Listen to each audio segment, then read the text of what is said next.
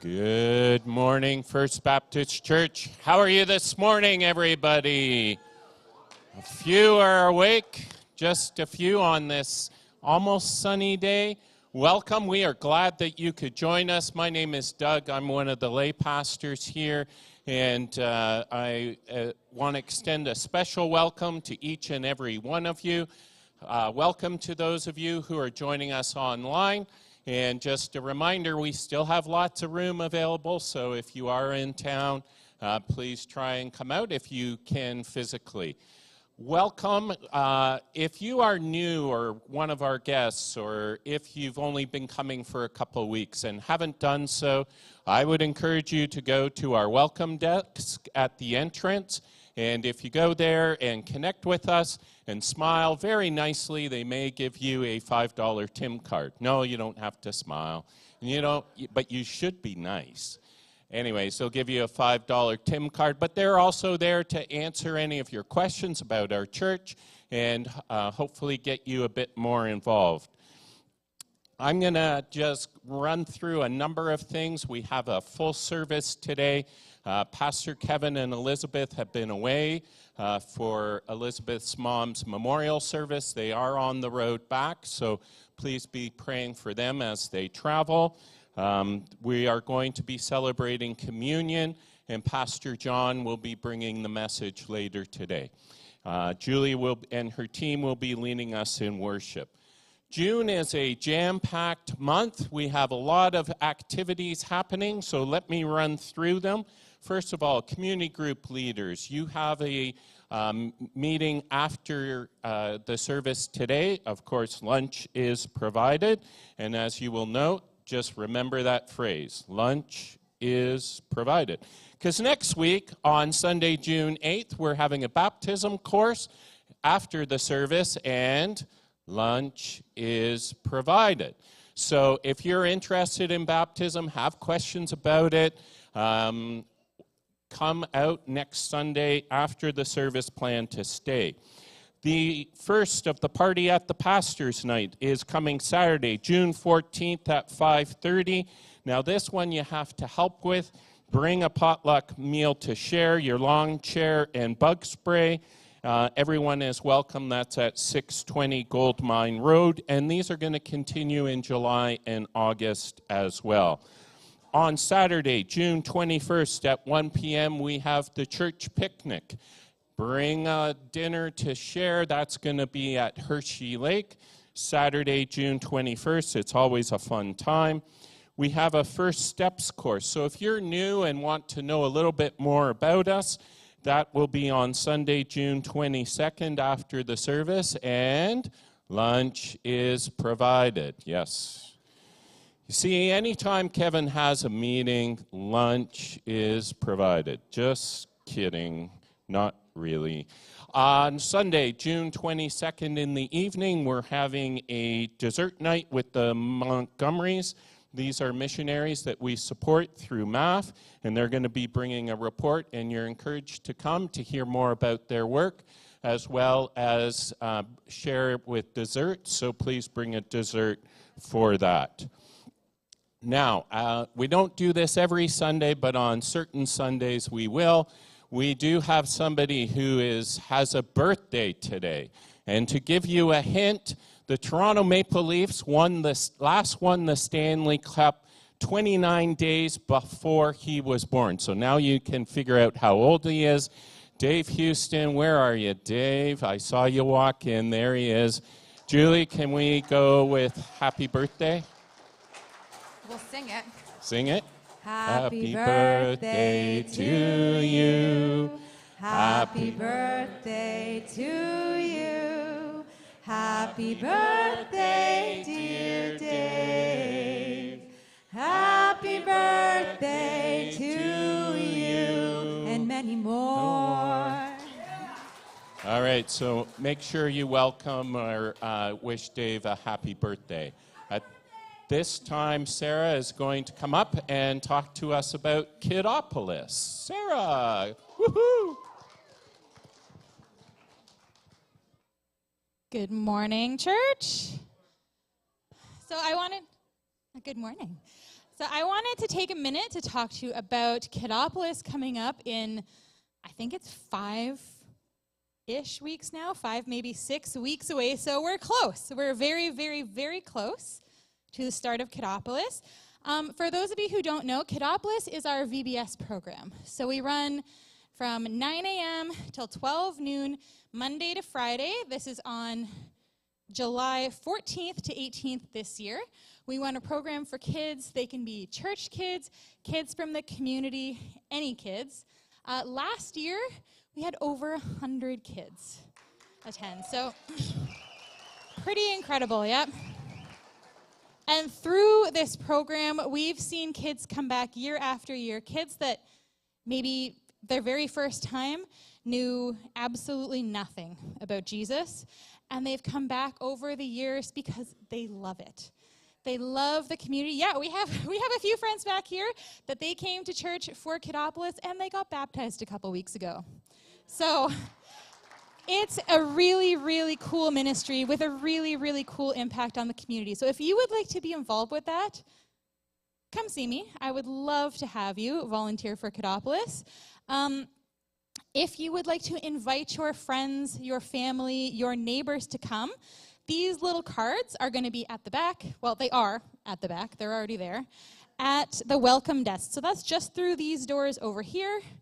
And I printed off, 100 or so of these. If we run out, I will print more. That's not a problem.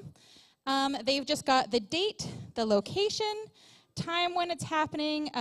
The age range is for anyone entering JK up to graduating grade 5. And then there's a little QR code on here that works now because my other one broke. But it works. If you scan that with your phone, it takes you straight to registering your kid. So pick up one of these at the booth over there with Miss Bridget over there. Hello, Bridget. And invite your friends, invite your neighbors, and come on out and volunteer. Because if we have more than 100 kids, we need lots and lots and lots of volunteers to make this happen. So that's it. That's my plug for Kidopolis today. Oh, really quickly too, actually, yes, sorry. There is also a Kidopolis volunteer meeting on the 22nd after church. And like Doug said, lunch will be provided. So if you want to hear more, come out on the 22nd. Thank you. Thank you, Sarah. June 22nd. Thanks, Sarah. All right, please stand. Rick introduced a new song last week called What an Awesome God, so we're going to do it again together. And we're a small team today, so I need you guys to sing really loud.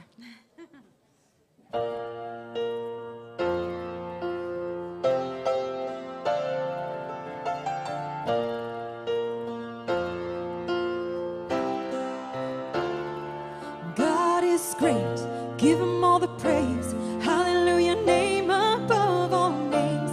Fire in his eyes, healing in his veins. Everywhere is glory on display. Take a look at those stars, you can name them all. Before his throne every knee falls.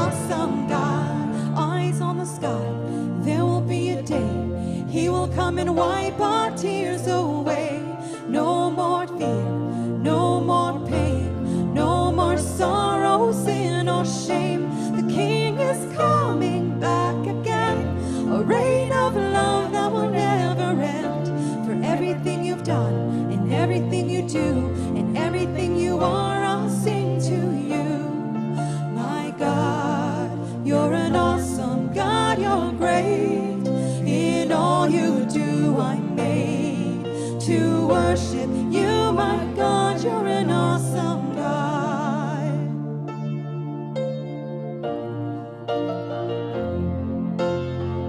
What an awesome, awesome God you are. No one like you, none beside you. God, we worship you. You're worthy, you're worthy. With wisdom, power, and love, our God is an awesome God. Our God is an awesome God. He reigns from heaven above with wisdom, power, and love. Our God is an awesome God. Our God is an awesome God. He reigns from heaven above with wisdom, power, and love. Our God is an awesome God. Our God is an awesome God. Our God, what an awesome God. Amen.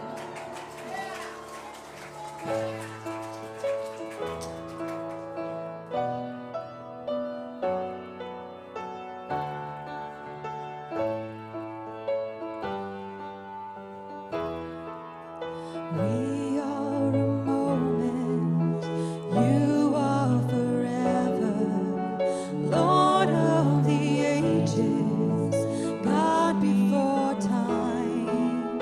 We are a vapor, you are eternal, love everlasting, reigning on high.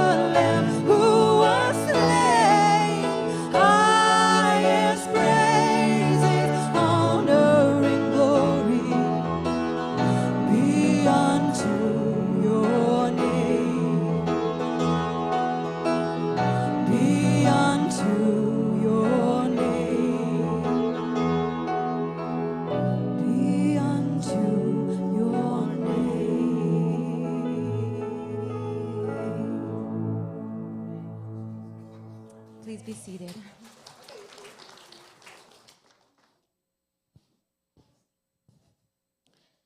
At this point in the service is when we encourage you to be regularly donating. If you have not done so already, there is a QR code that will take you online to a way in which you can donate electronically, and we would encourage you as a supported work here to be doing that. We also have a physical box at the back. If you prefer cash or check, please use that as well.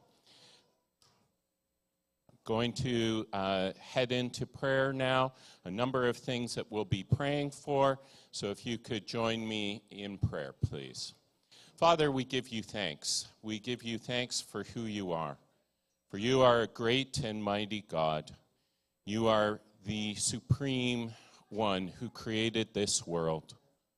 Father, we acknowledge you that you created this world just by speaking it into existence. And when we look at it and the marvel of the complexity of this world, the complexity of the human body, we are in awe of you, the great creator. And we lift up our praise to you. And we acknowledge, Father, that we do that because of your Son, because of the death he died and him rising from the grave again to take away our sins. Father, we thank you for your faithfulness to this congregation, to this church over 100+ years. And Father, you have blessed us, and may we be faithful stewards of all that you have given us as we seek to proclaim the good news of Jesus Christ, both within our community and around the world. Father, I pray for this coming summer with changes happening. We have interns, Father, starting this week. We pray for them as they start the work over the summer and heading towards Kiddopolis. We pray for all those involved in Sarah and those who are heading up Kiddopolis.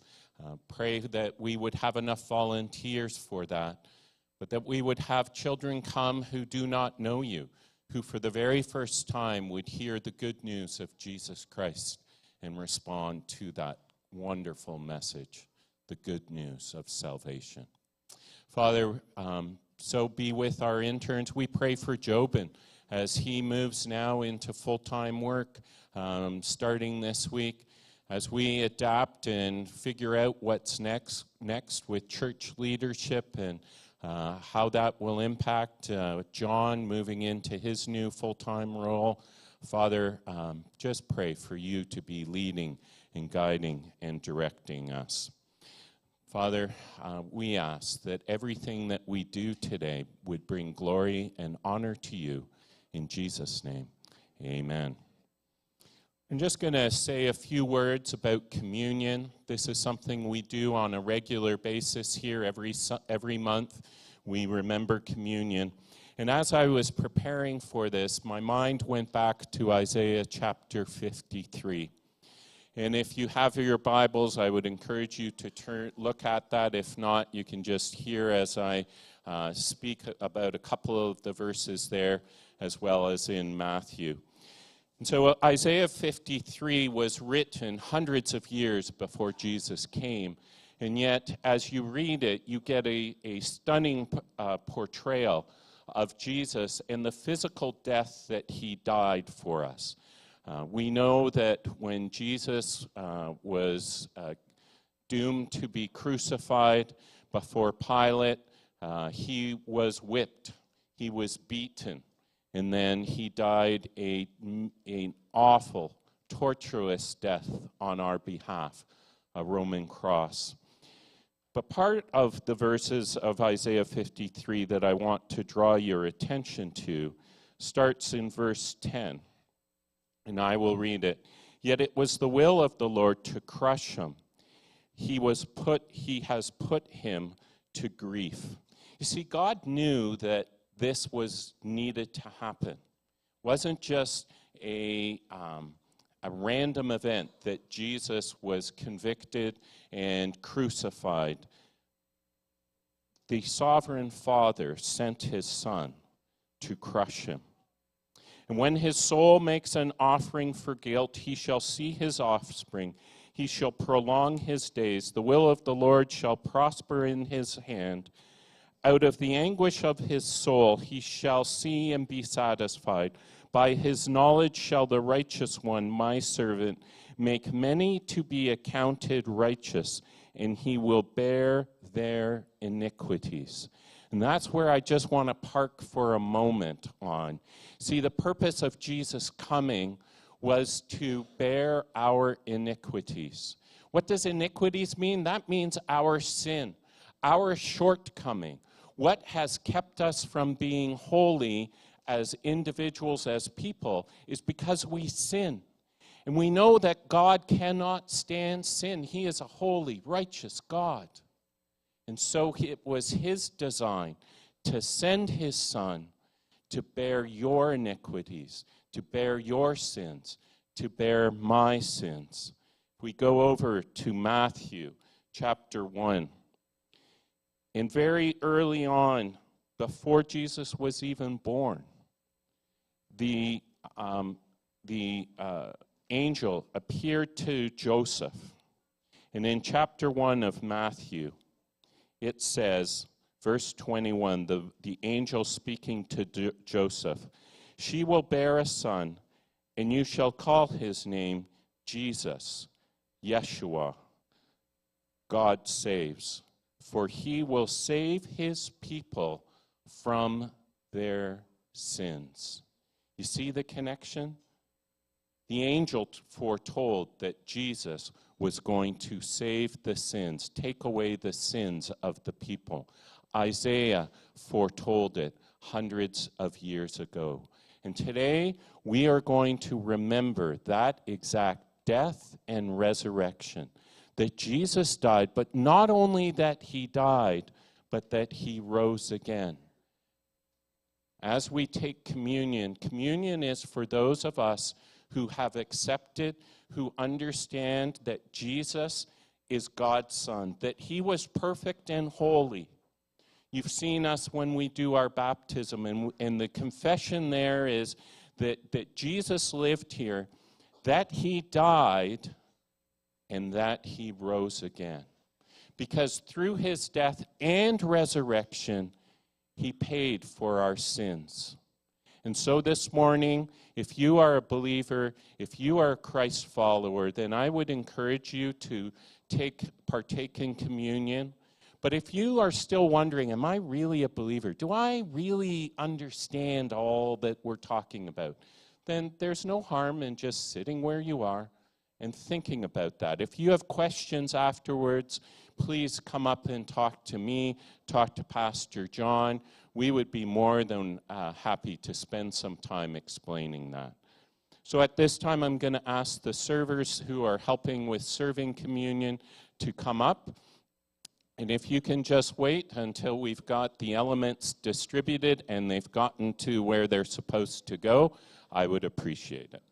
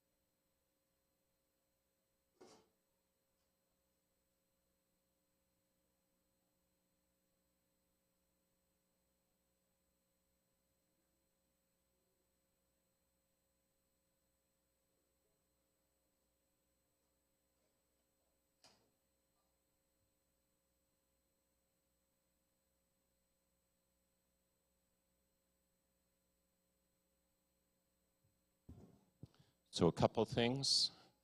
This is a time for quiet reflection, not a time to be talking, discussing the weather or what's next, but a time to reflect on what Jesus did for us. So I'm going to take some bread and some juice here. There is gluten-free also at the front, and I would encourage you to go to the nearest server and return to your seat, please.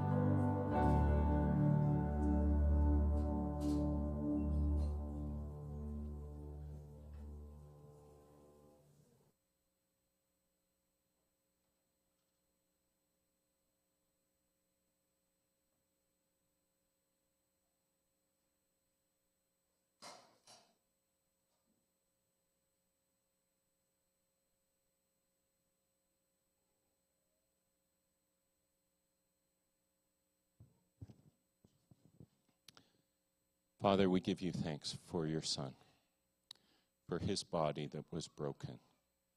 We take this bread now in remembrance of him.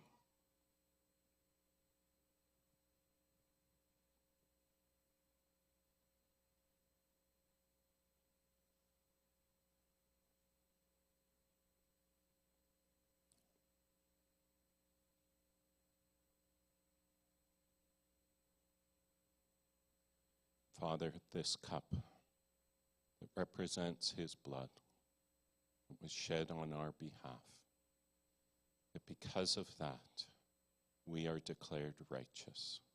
We give you thanks for it. In Jesus' name, amen.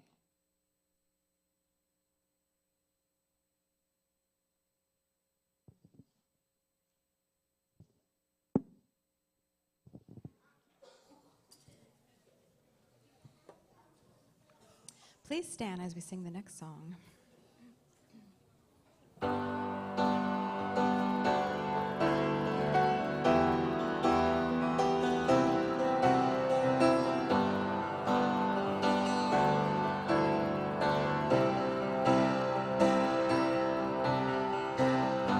Blessed be your name in the land that is plentiful, where your streams of abundance flow. Blessed be your name. Blessed be your name when I'm found in the desert place. Though I walk through the wilderness, blessed be your name.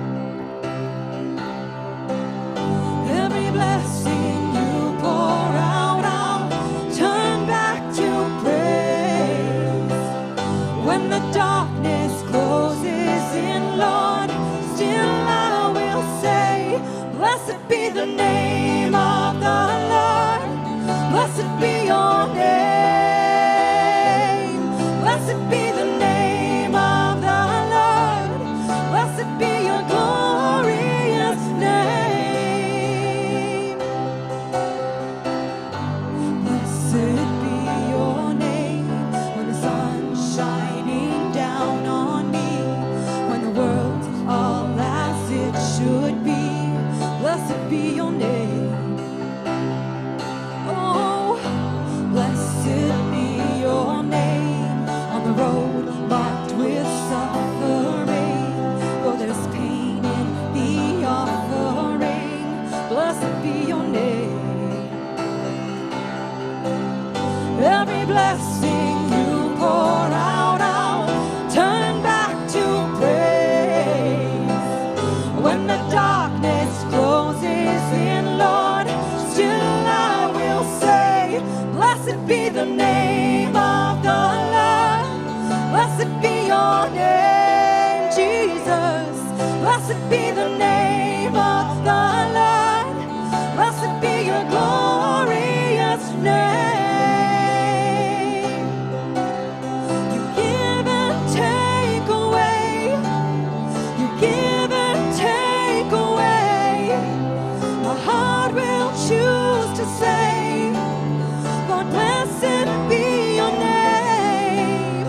You give and take away. You give and take away. My heart will choose to say, Lord, blessed be your name. Every blessing you poured out, I'll turn back to praise. When the darkness closes in, Lord, still I will say, blessed be the name of the Lord. Blessed be your name.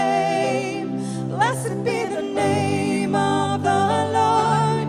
Blessed be your glorious name. Blessed be the name of the Lord. Blessed be your name, Jesus. Blessed be the name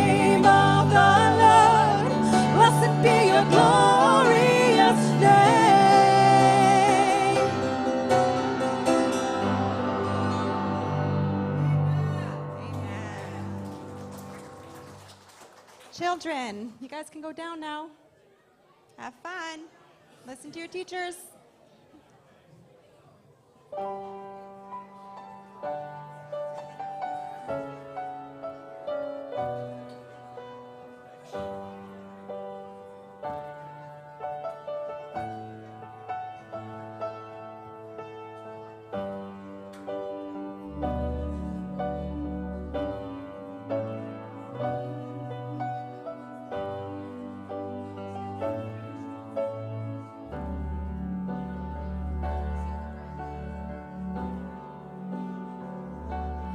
Bless the Lord, oh my soul, oh my soul, worship His holy name. Sing like never before, oh my soul, I'll worship Your holy name.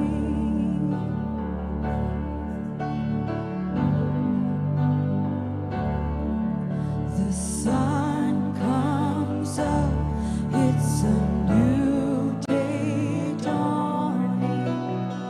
It's time to sing Your song again. Whatever may pass and whatever lies before me, let me be singing when the evening comes. Bless the Lord, oh my soul, oh my soul, worship His holy name. Sing like never before, oh my soul, I'll worship Your holy name.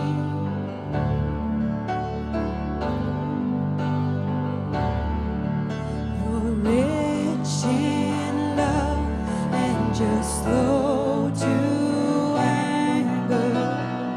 Your name is great and Your heart is kind.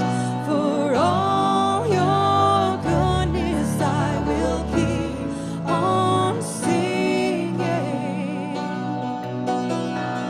10,000 reasons for my heart to find. Bless the Lord, oh my soul,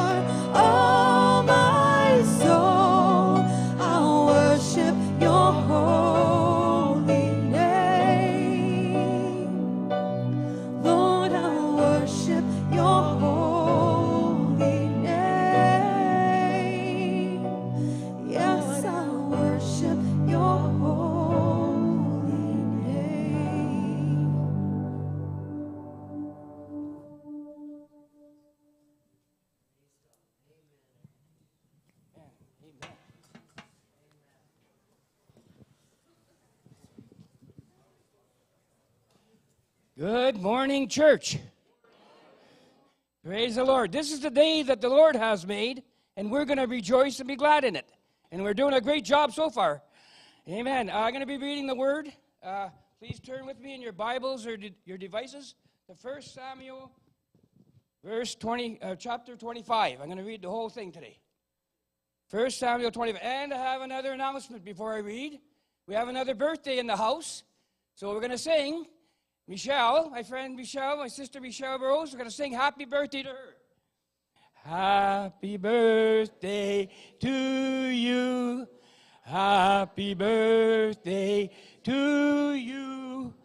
Happy birthday, dear Michelle. Happy birthday to you. And many, many more.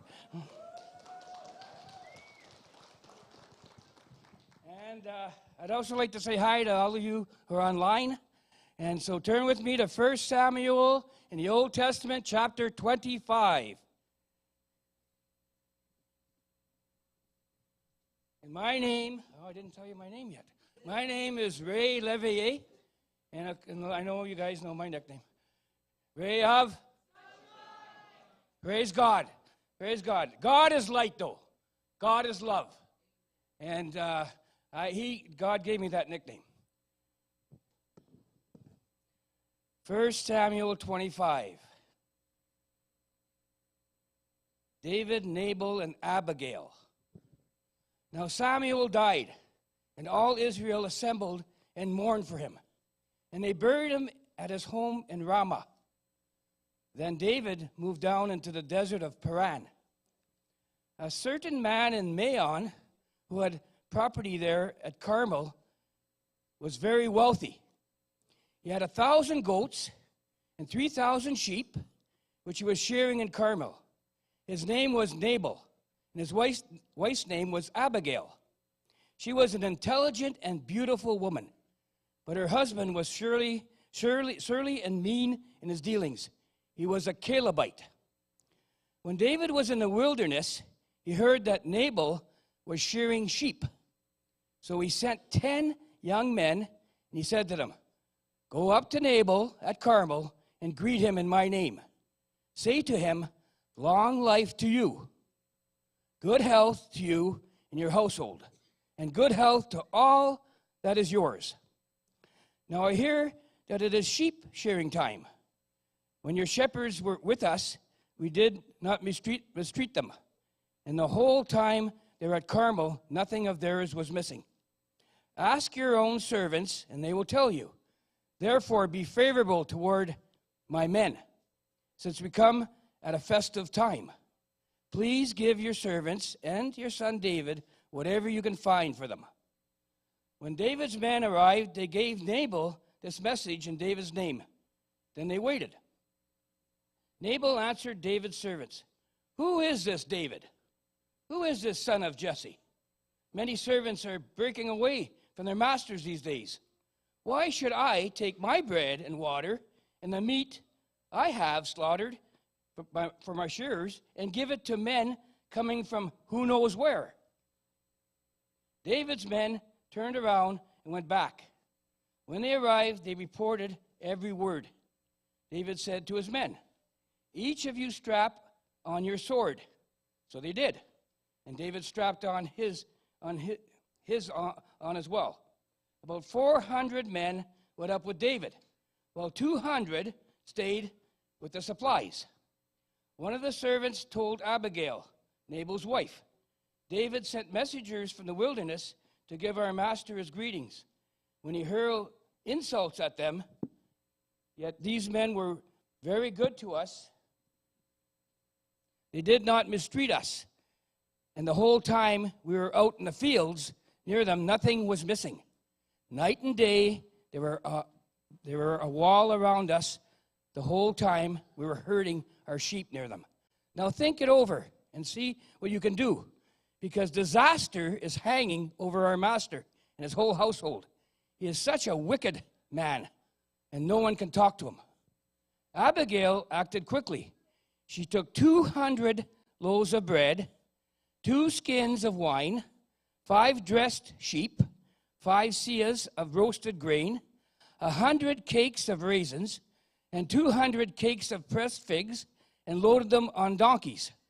Then she told her servants, "Go on ahead, I'll follow you." But she did not tell her husband Nabal. As she came riding her donkey into a mountain ravine, there were David and his men descending toward her, and she met them. David had just said, "It's been useless, all my watching over this fellow's property in the wilderness so that nothing of his was missing. He has paid me back evil for good.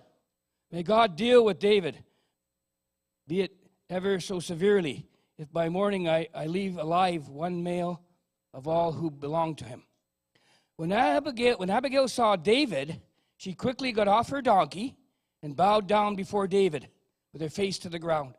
She fell at his feet and said, "Pardon your servant, my lord, and let me speak to you. Hear what your servant has to say.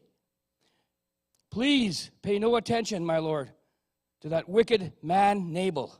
He is just like his name. His name means fool, and folly goes before him.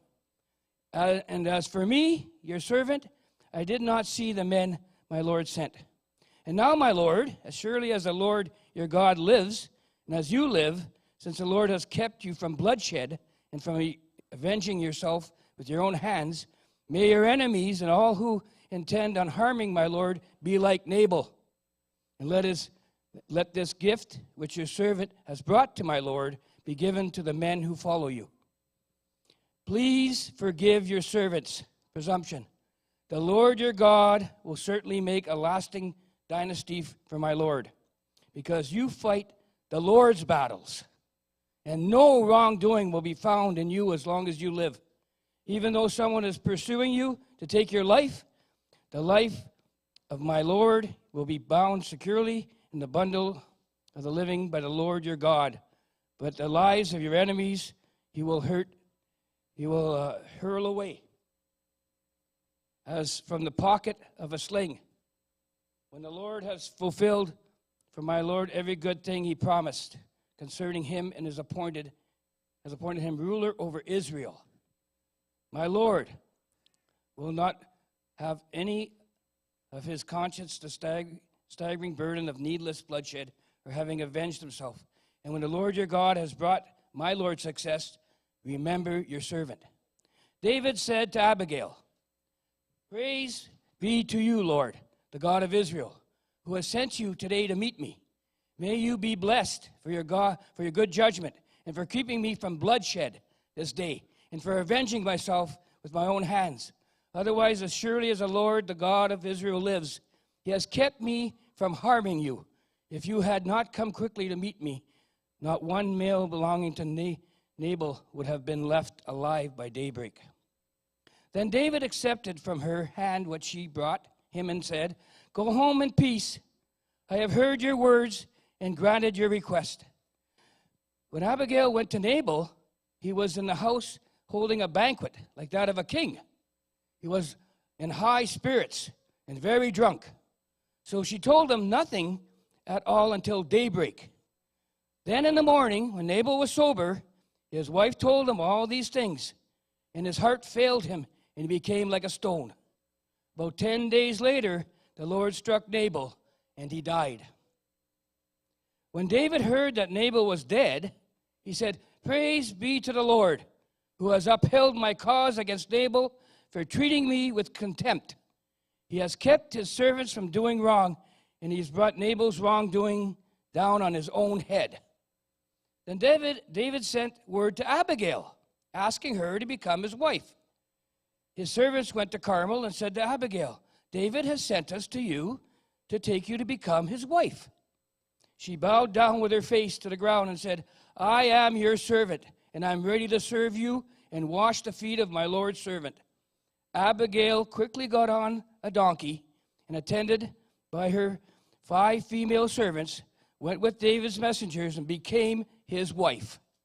David had also married Abinoam of Jezreel, and they both were his wives. But Saul had given his daughter Michal, David's wife, to Paltiel, son of Laish, who was from Galim. We praise God for the reading of his word today. Amen. Thank you, Ray. I know. It's one of those things where, it's one whole story. I wanted to take 2 verses from the end, but it would have been completely out of context, and I would have ended up needing to do a lot more explaining. So Ray took it for the team there. Thanks, Ray. Well, good morning to you all. If I haven't met you, my name is John, and I normally say that I'm the Youth and Connections pastor here. However, as of today, June 1st, that's not the case. I was yesterday the Youth and Connections pastor.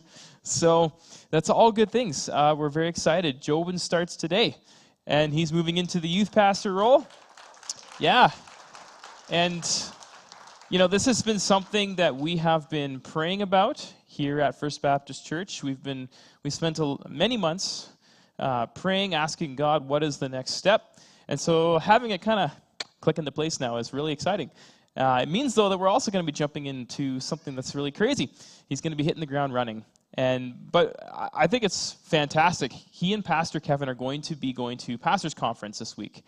And I can't help but think, what a better way to start than that. Because Pastors Conference is, there is good teaching, but the majority of it is just taking time to pause, to stop, to be renewed, to get your focus back on Jesus who leads you and guides you, and to come away strengthened and refreshed. So pray for Pastor Kevin and Jobin as they do that, and ask that they would be encouraged. Pascual Avendaño is a man that I knew in my childhood. And when I knew him, I was a child, and at the time, my family lived in a remote area of Bolivia, where my parents were missionaries serving with an indigenous group. And in this community, there was a tiny church where several families from the community came and they worshiped the Lord. They believed in Jesus. And the leader of the church was Pascual Avendaño.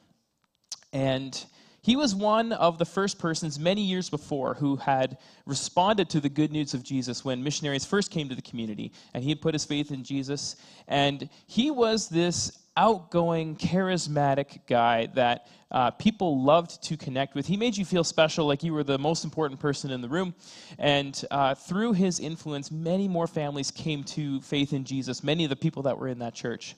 And however, when I was 11 or 12, it came to light that he had been abusing his position of leadership and authority, and he'd been sleeping with many of the women in the church.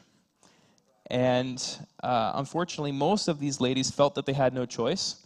Some of them he bribed with money, and you have to remember, these are poor people who have nothing, and so in desperate times, he might show up with money, and that was a motivation. And at least one of them he outright raped. Pascual Avendaño. So just imagine, if you can, how devastating that was, how many people's lives he destroyed. And I remember as a kid, for 2 years, there would be very few, if anybody, that came to church. People just cleared out, didn't want to be there for about a couple years. Some families moved away from the community, including Pascual's family, because the community forced him out. And a few people, many people never came back to church, really. And some of them outright left the faith altogether. That's it, I don't want to follow Jesus anymore. So unfortunately, I don't think Pascual ever fully repented himself of his sin and wrongdoing, because a few years later, he moved back to the community. That was kind of a cultural thing. In their culture, if you waited long enough and then you came back and pretended like nothing ever happened, people would generally just overlook stuff.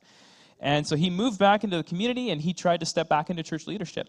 And so my parents and the other missionaries helped the leaders in the church to navigate that and to not allow him to lead. That's not okay, they said.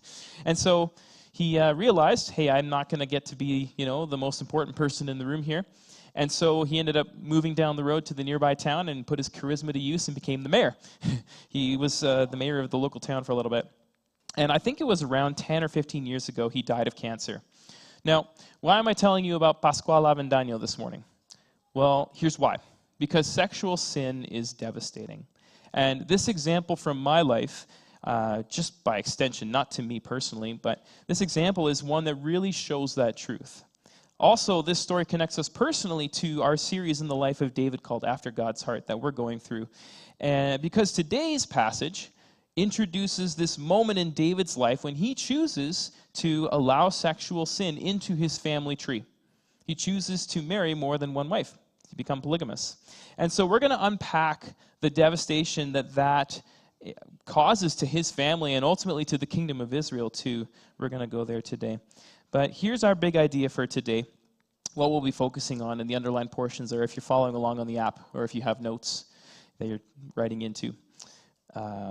Marriage after God's heart saves us from the devastation of sexual sin. Now, polygamy is not something we practice here in our society and culture, or here in North America, but we are no less devastated in our own way by sexual sin. The consequences are real for us too. And so, as we go through this event from the life of David, we're going to see that our struggles with sexual sin are at heart the same struggle that David had that led him to do this, to marry multiple wives. So our circumstances are different, but at heart we struggle in the same way as David. And I believe that we are going to see a lot of ourselves in his story. And we may not like what we see, but the hope of Jesus to restore and redeem us is very personal and very strong. And we're really going to camp there as well this morning. Marriage after God's heart saves us from the devastation of sexual sin. We're going to talk about that. But first, would you join me in praying? Heavenly Father, we come to you. We thank you for today. Lord, this is your word. And today is a hard topic. I pray, Father, that you would speak through me, that you would guide me. I need your help to say the things that are most important, and Lord, to leave the rest alone. And Holy Spirit, I pray that you would work in our hearts in the ways that only you can, to comfort us, to guide us, and to teach us. In Jesus' name, amen.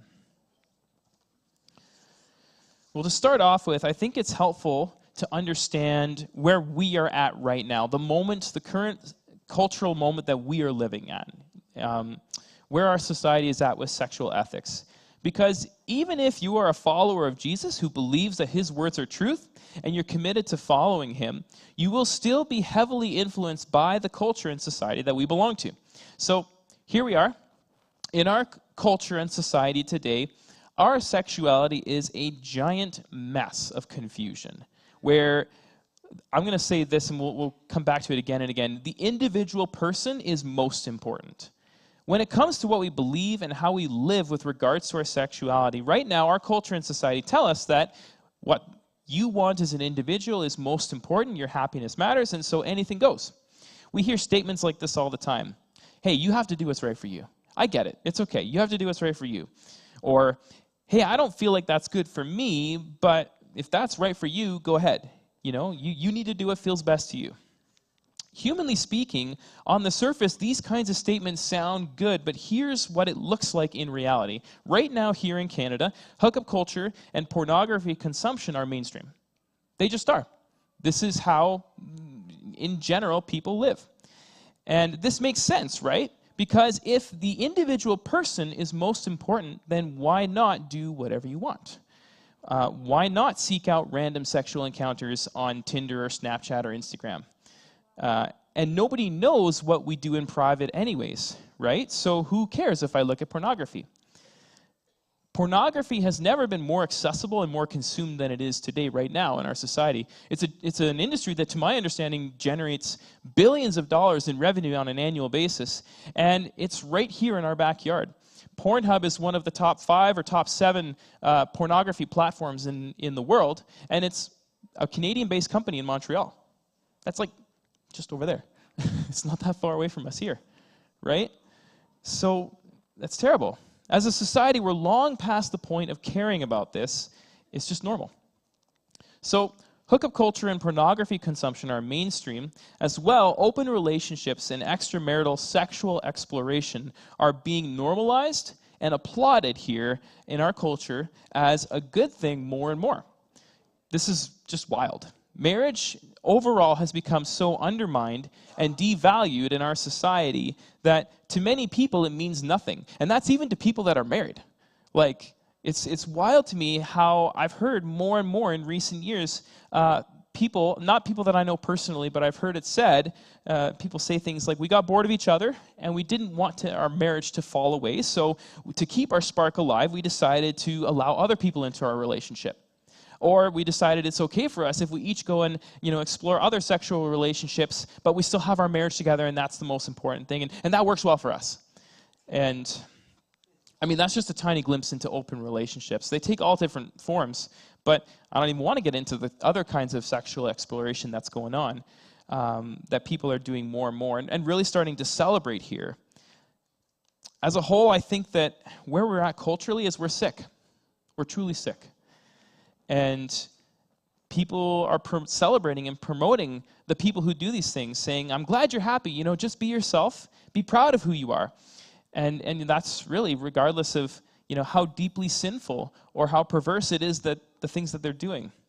Essentially, it all comes down to this truth. By saying that each individual is most important, what's happened is we've removed the boundaries between what's right and wrong, and now the truth that matters, the truth, is how you feel about how you're living is most important. If that's true for you, that you feel good doing that, do it, okay? That's the new truth. Now, here's the problem with trying to live this way, and the reason I said earlier that our society's stance on sexual ethics is a big mess of confusion. Here's a news flash. We can't live this way because it doesn't work. So by trying to make the individual the most important and also celebrate them for doing what feels good, it seems like that's okay, but our society also knows that this doesn't actually work in reality because there's actually a lot of things that are really wrong that people are drawn to do that their sinful natures want. So just one small example, I mentioned Pornhub earlier. About 2 years ago, if I remember right, they faced this huge backlash because this investigation started to uncover more and more and more and more video content that had been uploaded to the platform that featured children being sexually exploited and abused. Like, it was so much, and it was such a huge backlash. And that's just a small glimpse into the dark world of pornography. And what happens when you take a sin, you call it good and you promote it. It takes on a life of its own, and it only leads to devastation. It only leads to hurt of people who are innocent. And this happens all the time in other ways. So, while on one hand, our society wants the individual to be the most important, we realize that it can't work, so they have this other rule to try and balance it. And the rule says, just don't hurt anyone else. You are most important, but just don't hurt anyone else. But by saying that, what we're doing is we're putting limits on people doing what they might feel is best, and then the individual is actually not most important. So when it comes to sexual ethics in our society, abuse and exploitation right now are punishable by law. Thank God, they should be, right? But what if someone really feels that they're not able to live their best life because they're not allowed to just rape whoever they want? That's an extreme example, but I guess we have to tell them that they as an individual are not the most important, but we're still going to say that to generally everybody else, and we're going to applaud them, but not you, right? It doesn't work. We can't apply that rule totally. And so here's my point. Either the individual person really is the most important, or they're not. Which is it? By trying to say both things at the same time, it's illogical, it's confusing, and what we've done is that by holding on to both and trying to keep them alive and afloat, it has blurred and erased all of the boundaries that we've had up until now. So the things that separate right from wrong, a clear understanding of what is true and what is not, is gone. And this is the moment we're living in right now. This is our society and our culture. Now more than ever, we need something compelling to guide us in determining what is right and wrong, something that can come from an authority outside of us to inform us about what is true. Because right now we're doing our best to be an authority for each other, but we can't do that because each individual is most important. So your authority is good for you, mine's good for me. We've raised the individual and we've lost touch with truth, and so we need an authority outside of us to tell us what is right and wrong. So that's where the scriptures give us good news. The scriptures give us a compelling reason to distinguish what is right from wrong. And this is because scriptures reveal to us that God is our creator, and he's also the author of moral law. He is the supreme authority over all authorities, the one who created all things and set time and space and humanity in motion. And we see that from the beginning of scriptures right to the very end, the last page. God is clearly revealed to us in his word to be the most important. not the individual, not the community that you live in and belong to. Those are good things. God is most important. And he's holy and he's worthy of our lives. And I love what God says about himself in this passage here, Isaiah 45, verse 5. He says, I am the Lord, and there is no other. Beside me, there is no God. That really puts us in our place, right? We're not gods unto ourselves. God says, nope, that position's already taken, and by me, the one who created you, and everything else. So God is set apart from us, and he's the only God with any real power at all. And as the God above all gods, Isaiah 33:22 says this about him, for the Lord is our judge, the Lord is our lawgiver, the Lord is our king, he will save us. Straight to the point, if God is set apart and worthy and holy, now as the one who created all things, he's the one who gave us the law, so he sits in judgment on the law. He holds us to account. And so God is the one who determines what is right and wrong. And as his creation, our purpose is to bring him glory in every way because he is worthy of it. And so this is where God's moral law comes in. Not only does it tell us the boundaries between right and wrong that God has set for our lives, it answers the big why. It gives us the motivation and the purpose for following him. So why should we follow God's moral law? Well, here's why. We follow God's moral law to please him and bring him glory because he's worthy. He's worthy to be followed. And only he can be worthy. He's the creator, the one who set everything in motion. He's holy and pure. And so he's worthy of us following his laws, and that's true for every area of life, but it's for our conversation today, it's true for our sexual ethics. In 1 Corinthians 6:18-20, the Apostle Paul says this about our sexuality. He makes it really clear. He says, flee sexual immorality. Every sin a person commits is outside the body. Every other sin a person commits is outside the body. But the person who is sexually immoral sins against their own body. Don't you know that your body is a temple of the Holy Spirit who is in you, whom you have from God? You are not your own, for you were bought with a price. So glorify God with your body. The scriptures call us, they remind us of who God is, they call us to give him glory with our lives. He's our creator, we're his creation. We're made in his image and indwelt by the Holy Spirit when we put our trust in Jesus. How we live sexually matters because our actions either bring God glory or they don't. It matters. So I do want to clarify our terms a little bit at this point. When Paul talks about fleeing from sexual immorality, what does he mean? And fair enough, because of the moment that we live in our culture and society, I've had people ask me, like, does it really mean this, or does it just kind of mean this for this, this small group of things over here? Because, we don't know anymore. We don't know. So what is the moral standard that God has set for us? It's this, simply, that sex is meant by him to be enjoyed and experienced within marriage, and that this marriage is a lifelong commitment between one man and one woman. And so one of the first things that we actually see in the scriptures at the beginning of all things, when God created all things, is the first marriage, when God brings the first man and woman together. And if you read Genesis 2:18-25, it starts off with God saying this, because he made Adam first. He said, it's not good for man to be alone. I'm going to make a suitable helper for him. And all the men say, yes, thank you, God. We need help. So what does God do? He takes Adam, he puts him to sleep, he takes one of his ribs, and from that he forms Eve, who then he gives to Adam. And then it says this in this passage. It says, and the man said, this one at last is bone of my bone and flesh of my flesh. This one will be called woman, for she was taken from man. And this is why a man leaves his father and mother and bonds with his wife, and they become one flesh. Both the man and his wife were naked, and yet they felt no shame. So that's a whole sermon series on its own. We can't unpack a lot of that, but there's a couple things I want to say. First, notice how in this first example of marriage, God, through this passage, uses singular terms, not plural. He says man and woman, not men and women, plural, in this marriage.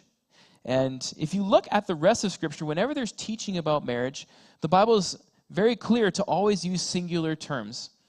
It doesn't teach about marriage in the plural, and that's important. this tells us that sex as God designed it is far more than just skin-on-skin physical contact. It's something that unites men and women on a physical, an emotional, a spiritual, a psychological level.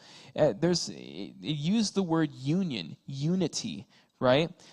This is why the Bible speaks of marriage in the singular terms as happening just between one man and one woman. When you add to that and make it plural, expanding your sexual life to include multiple people, it brings in this corruption of the oneness and unity that's meant for just two people.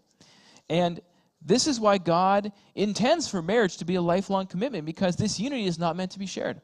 So we see this as well in Mark chapter 10 in the New Testament. So at that point in the New Testament, the Pharisees have been trying to trick Jesus. They want a reason to denounce him and condemn him. And so they tested him by trying to trip him up. And they asked Jesus if it was lawful before God that a man should be able to divorce his wife. As part of his answer, Jesus quotes this passage that we just went through from Genesis. He takes them right back. He's like, well, you guys know how God ordained it in the very beginning. He quotes Genesis chapter 2. And then at the end of that, he further clarifies God's intent for marriage, because he says this in Mark 10, chapter 9, therefore what God has joined together, let no one separate. Jesus said, I just want to be crystal clear here. This is God's intent.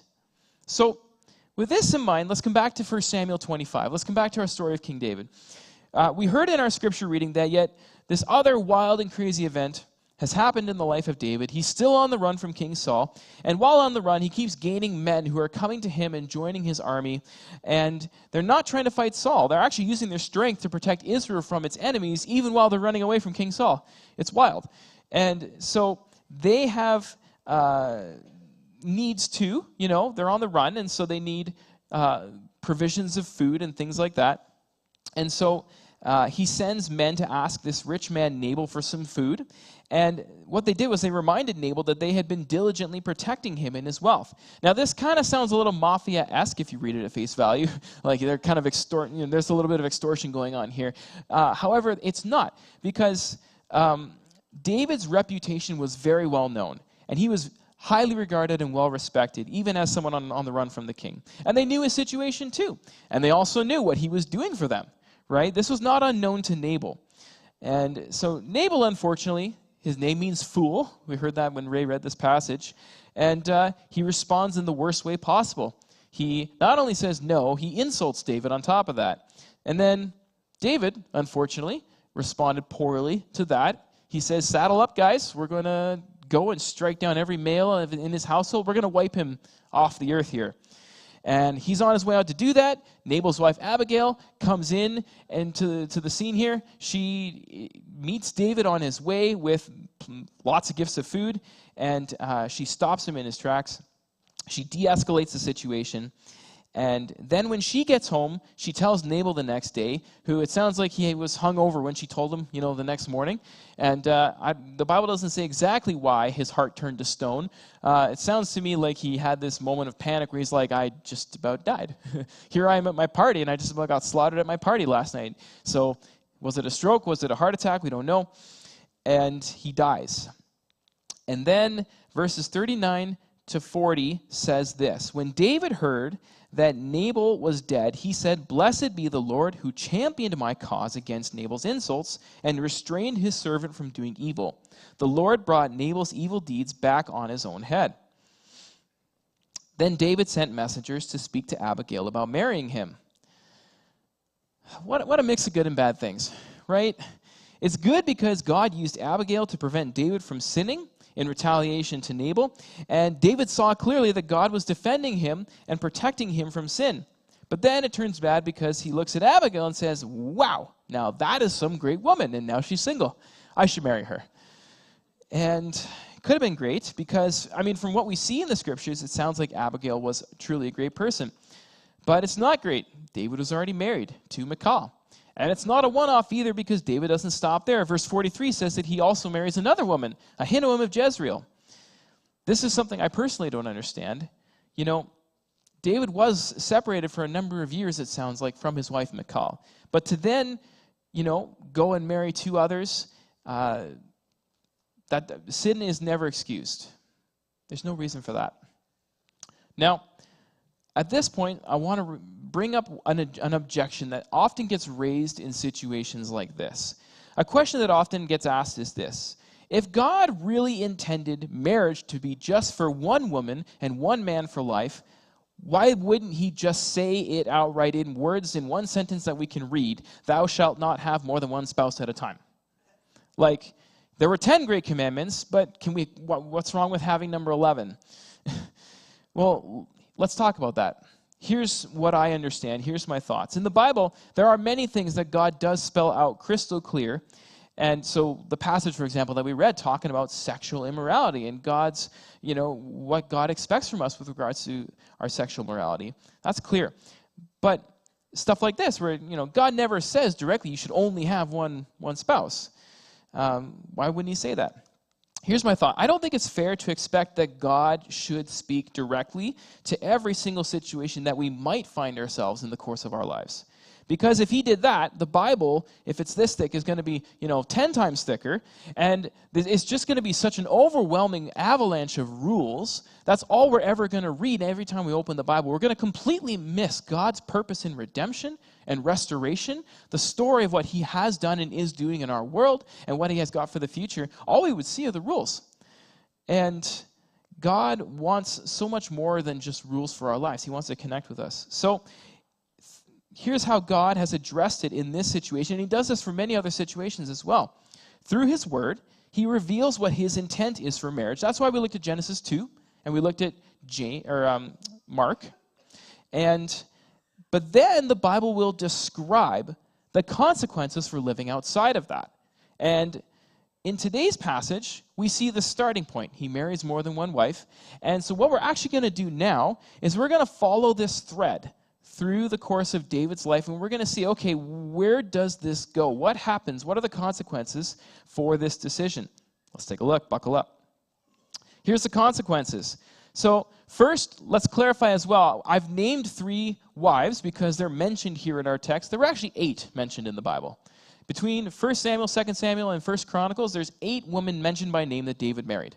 And we also know that there were at least 10 concubines. What is a concubine? I can't really tell you. It's not something that we have in our society. I'm going to say a second-class wife. Okay? He had at least 10 of those. So there's 18 women right there.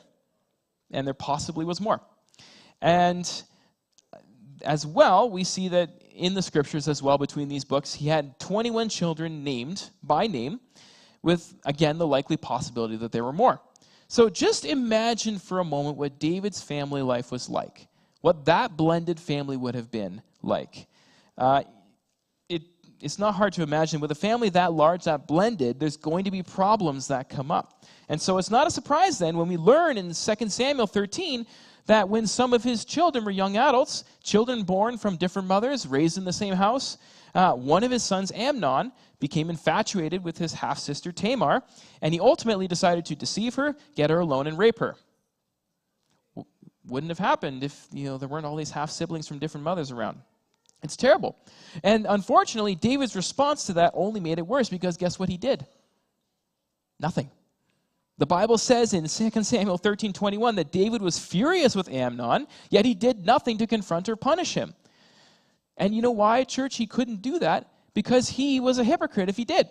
Because he had his own sexual sin. The chapter before that in that book of the Bible is the chapter that records one of the worst sexual sins that David committed. And I know Pastor Kevin's going to preach on this later, so I won't talk about it, but let me say this. It involves rape and murder. And David just finished dealing with that, and now this happens with Amnon and Tamar, so David was furious but did nothing. Again, consequence of your sin. Should have been different. So then what happens next? Tamar's brother Absalom, her full brother, born of the same mother, grew bitter and hateful towards Amnon. And the rest of 2 Samuel 13 tells us how he eventually planned Amnon's murder and then had him killed in cold blood. And then the story just gets worse and worse because David banishes Absalom for murdering his brother, but then a few years later he lets him move back to Israel but keeps him at arm's length. And at this point, Absalom is full of hatred, and yet now he's also got ambition that he thinks he's going to be the next king. But he doesn't respect his father. So over the next 2 or 3 years, he starts to undermine his father's authority as the king. And so finally he gets to the point where he can stage a revolt. And it's not going to be an easy revolt, it's going to be a violent one. So he starts to do that. And 2 Samuel 16 tells us that David had to flee from Absalom or be killed. And when he left Jerusalem, he left 10 of his concubines in charge of the palace. So what does Absalom decide to do to assert what he's trying to do in this revolt? He takes these 10 women and he rapes them publicly. Publicly. To show to the nation of Israel, this is what I am doing and this is what I think of my father. Okay? Again, we see the thread. It started here and it's just getting worse and worse. And then finally, this whole story ends with Absalom being violently killed in a battle. And there we end. Can you see the chain of events? David's sexual sin led to more sexual sin, more murder. More sexual sin, more murder. Sin may not always be that violent, but here's the point I want to make. The path of sin always leads to devastation. Always. In some form. And it usually also affects other people. It's usually not just for you. So, let's go back to our big idea for a moment. Marriage after God's heart saves us from the devastation of sexual sin.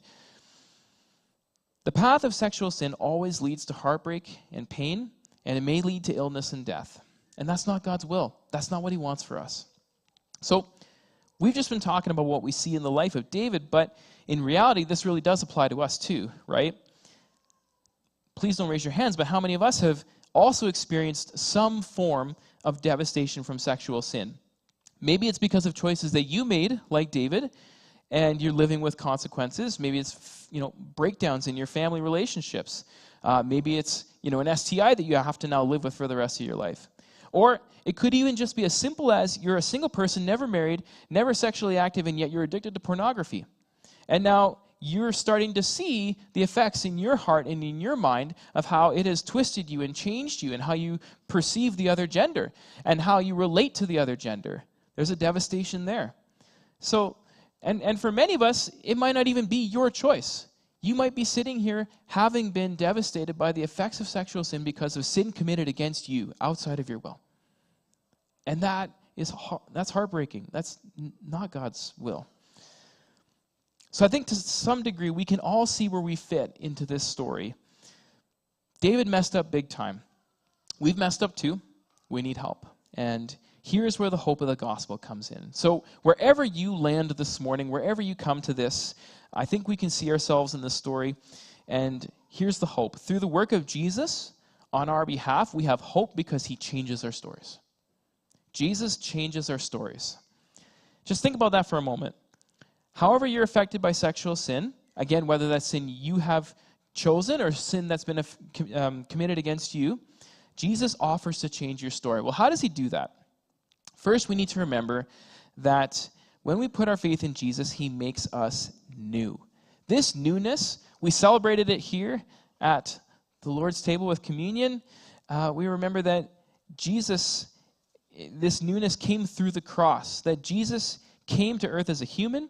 He lived a blameless life, fully God, fully human. He died for all of our sins in our place, the death that we deserved, and then he defeated death by rising 3 days later. And so that's just the good news of Jesus in a nutshell, the gospel. So when we believe in Jesus, here is what happens. We're forgiven instantly for the penalty of our sins, and the power of sin is broken in our lives, and we are given a new identity. Our old identity that was defined by the sin that we had chosen, the lies that we had believed, is no longer the thing that is true for us when we have put our faith in Jesus. We are new. I love how 2 Corinthians 5:17 puts it. It says, if anyone is in Christ, he's a new creation. The old has passed away. Behold, the new has come. So we're made new in Jesus. And this applies to every area of our life, including our sexuality. Now, just because we're made new, does this mean that we're suddenly perfect overnight? Not at all. Not at all. And God knows that. God understands that. We have a new identity, but we still live in a broken world, in bodies that have been affected by sin. And, we have minds that are stuck in old habits and patterns of thinking and believing. And so, in a way, when we believe in Jesus, it's like finding out that we're related to royalty. Like, Pretend you and I, all of us, we each get a letter in the mail that says, congratulations, a study of your ancestry shows that you descended from someone in royalty. You know, for me, it might be Queen Victoria from the 1800s. You descended from Queen Victoria. Congrats, you're of royal descent. That would be kind of cool, but at the same time, I'm still me, living here in Timmins, doing the average normal person things that normal people do. So on the outside, our lives, when we trust in Jesus, they might still look a lot the same as they did before. We go to bed and wake up the same person in a way. But on the inside, we have become new. We have a new identity that is true for us. The difference is that now in Jesus we've received God's Holy Spirit who lives in our hearts through faith, and he begins to transform us from the inside out. He transforms our hearts and minds. And that process of transformation is called sanctification. And this verse here, Ephesians 4:22, really lays out what that is about, how God changes us. It says this, "You were taught with regard to your former way of life to put off your old self, which is being corrupted by its deceitful desires, to be made new in the attitude of your minds, and to put on the new self, created to be like God in true righteousness, in holiness." So, with the help of the Holy Spirit, we put off our old person, literally saying, that's not me anymore. The things that I did, the lies that I believed, that's not true about me anymore. Okay, we put off the old, and then we are made new in the attitude of our minds. That happens as we spend time knowing God's truth in his word, and the Holy Spirit makes God's word understandable to us. He applies it to our hearts through faith. And then finally, when we put on our new self, that's where we take what is now true and we put it into action. Okay, I understand I'm not that person anymore. Who am I? God has changed me. God has made me new. I'm going to live now in this truth. Off with the old, be transformed, on with the new. That's sanctification. It's a beautiful thing. So, no matter where you are at this morning, I hope you hear this loud and clear. Through Jesus, God meets us where we are at, and he slowly over time changes our stories through this process.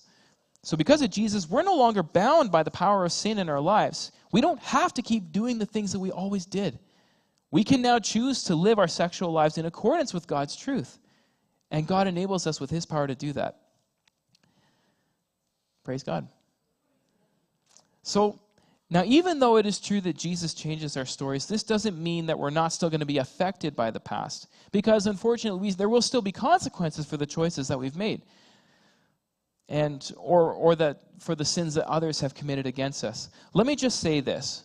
The consequences may always be there, but in his grace and goodness, God will even use these consequences for good in our story that he is now writing. This is what Romans 8:28 tells us. It says, "We know that all things work together for the good of those who love God, who are called according to his purpose." Yes, the sin was bad. Yes, the pain and trauma are real and they need to be unpacked. And the regret and the shame and the relational breakdown, everything else may still be there. But God is there too. God now dwells in us through faith. And he will use this as part of our story now to show his glory and goodness. Because again, that is God's aim. That is how we were meant to be, was glorifying him. And now God, us allowing him to write our story, he's going to do that. He'll use everything that we have, all of who we are, and it will bring him glory. That is the hope of Jesus. And he offers it freely and fully to everybody without reservation, without restriction. So on that hopeful note, let me finish this morning by giving us a direction to head in this week. Because I think sometimes when we hear messages like this, it's hard to figure out, okay, well, what's my first step? How do I take that and act on it, right? So, fair enough. So to answer this, let's come back one more time to the story of David. Here's my encouragement. Wherever you land this week, read Psalm 51. That's my encouragement. And invite God to change your story. So just for some backstory, Psalm 51 is the psalm that David wrote. Is literally his psalm of repentance for some of his worst sexual sin.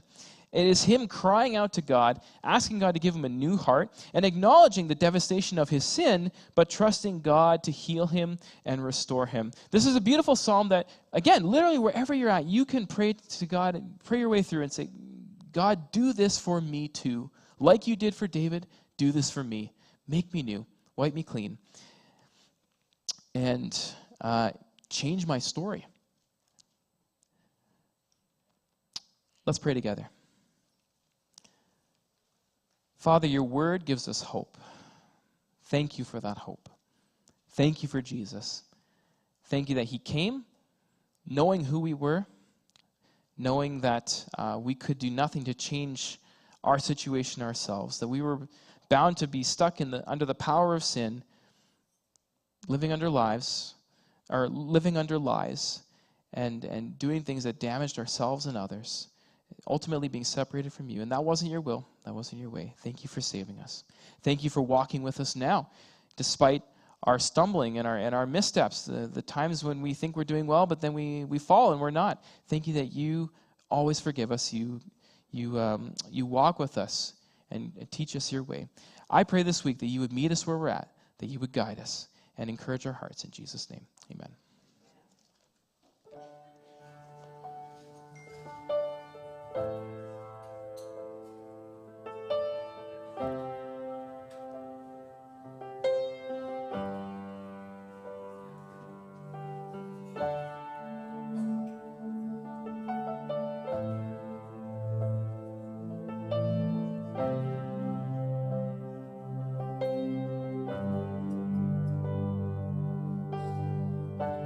Worthy is the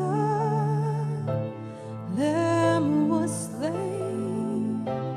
Holy, holy is He. Sing a new song to Him who sits on heaven's mercy seat. Worthy is the Lamb who was slain. Holy, holy is He.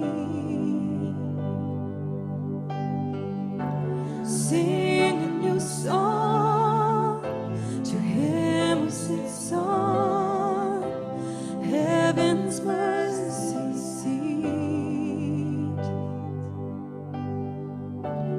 Holy, holy, holy is the Lord God Almighty, who was and is to come. With all creation I sing praise to the King of Kings. You are my everything, and I will adore you.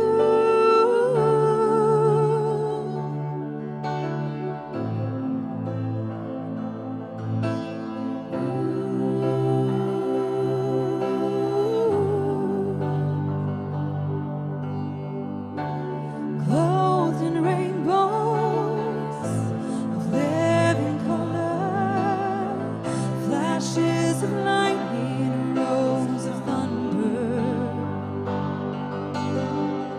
Blessing and honor, strength and glory and power be to you, the only wise King. Holy, holy, holy is the Lord God Almighty, who was and is to come. With all creation I sing praise to the King of Kings. You are my everything, and I will adore you.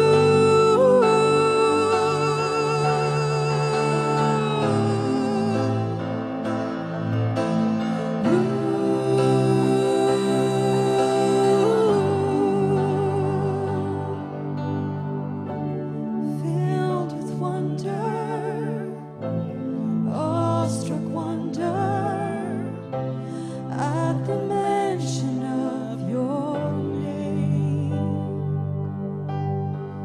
Jesus, your name is power, breath and living water, such a marvelous mystery. Holy,